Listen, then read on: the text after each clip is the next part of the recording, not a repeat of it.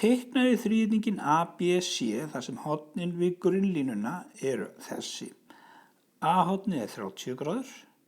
Hér er ég búinn að teikna A-hornið og það er 30 gráður.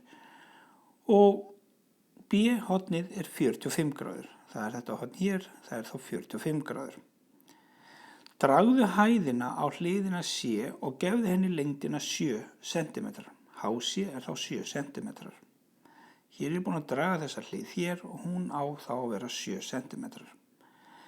Finndu eftirfarandi lengdir með stærðfræðilegri nákvæmni. A. Lengdin BC sem er þá þessi hlið hér, BC.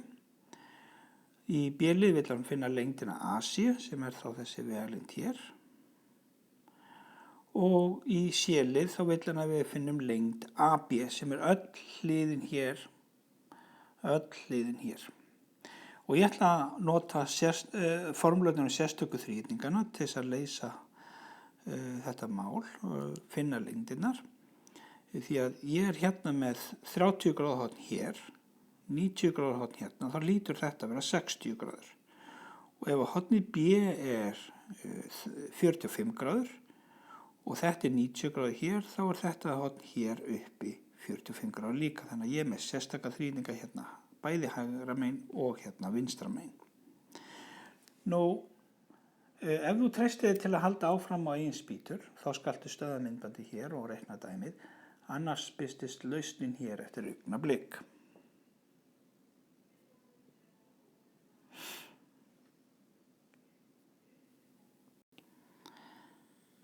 Teiknaði þríhyrningin ABC þar sem hornin við grunnlínuna eru þessi.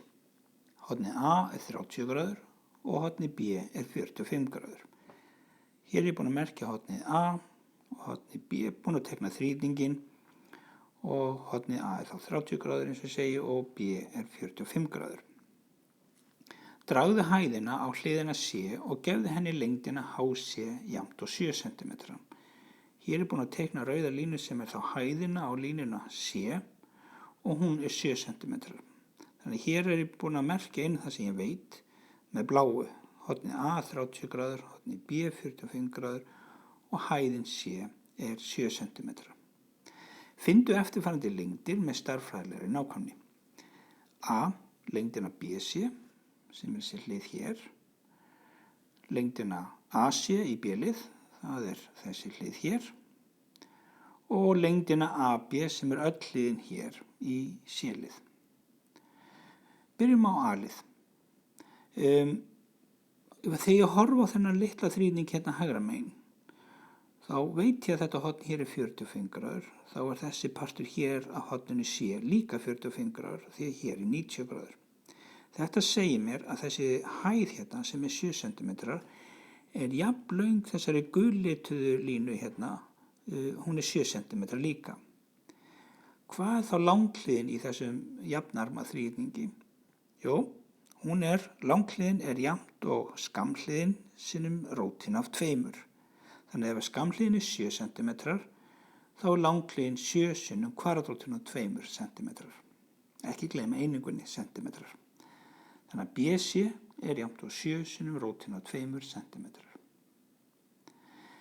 Ég veit þá allar hliðar í þessum þríhyrning hér. Hæðin er 7 cm, rauð hérna, þessi hlið hér, þessi gula er 7 cm líka og langhliðin í þessum þríhyrning er 7 sinnum rótin af 2 cm. Snúum okkur þá að þessum þríhyrning hérna vinstra megin.